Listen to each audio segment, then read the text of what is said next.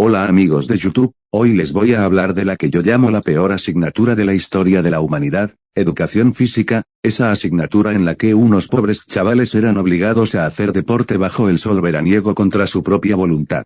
Hoy les hablaré de mi experiencia con la asignatura y el motivo por el que la odio.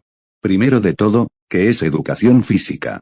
Educación física, como he dicho antes, es una asignatura obligatoria dada desde infantil hasta bachillerato, es decir, que no te puedes escapar de ella.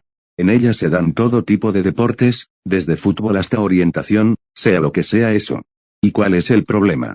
Bien sencillo, si te gusta el fútbol automáticamente te gusta la asignatura aunque no juegues al fútbol en todo el año, y si no pues te jodes y haces deporte como los demás. Ahora bien, hay varias cosas que no me parecen bien aparte de la obligación, así que las iré diciendo una por una. Bien, lo primero son los deportes, y es que han hecho lo peor que podían, y es eso mismo. En un trimestre hay que dar fútbol, baloncesto y balonmano. ¿Qué pasa? Pues que a lo mejor a la gente no le gusta ese deporte. ¿Qué se debería hacer? Una encuesta a todo el aula con diferentes deportes y que se dé desde el más al menos votado. Seguimos dando la asignatura pero al menos estamos algo más contentos. Lo segundo, la teoría. Y ahora estarás preguntando si voy a decir que el de educación física está en coma, pero no. Me refiero a la teoría, a lo que hay detrás del deporte. ¿Cuál es el problema?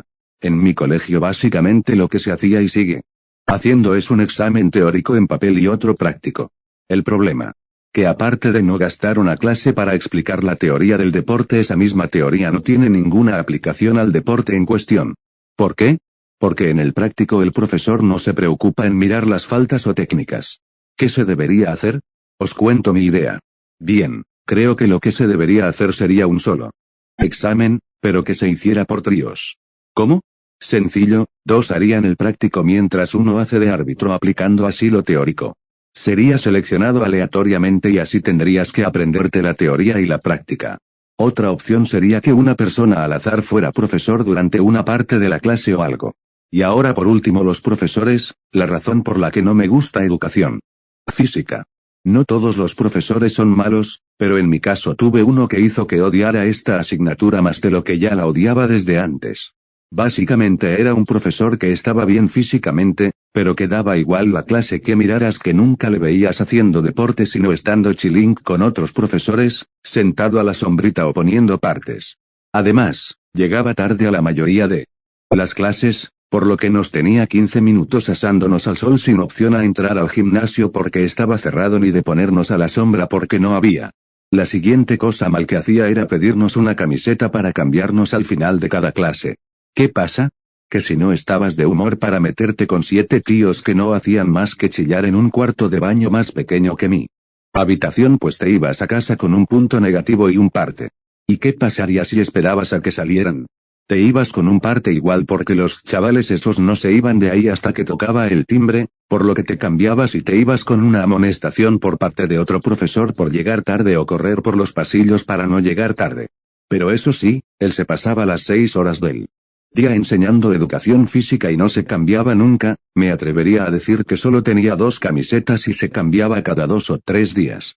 Y ahora la peor cosa de la que quería hablar, que por cierto va relacionado con lo que hablé de teoría, y es que hubo deportes que no dimos de forma correcta porque había que empezar el tema de Sevillana un mes antes de la feria, por lo que al final lo que se daba apresurado y mal, por lo que no nos daba tiempo a decidir si nos gustaba ese deporte y nos teníamos que conformar con 4 clases, un examen en una fecha que nadie sabía con seguridad y la satisfacción de acabar un deporte.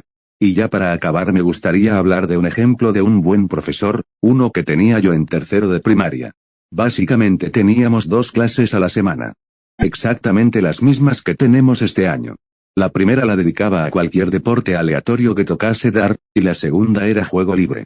Y le daba exactamente igual si los chicos se ponían a jugar serios o a tirar juegos libres, y en vez de estar a la sombra con el móvil iba dando vueltas explicándole cosas a los chiquillos que quisiesen jugar mejor al deporte que estuvieran practicando. Al año siguiente mi madre casi lo atropelló, pero esa es otra historia. No olvides darle like y suscribirte.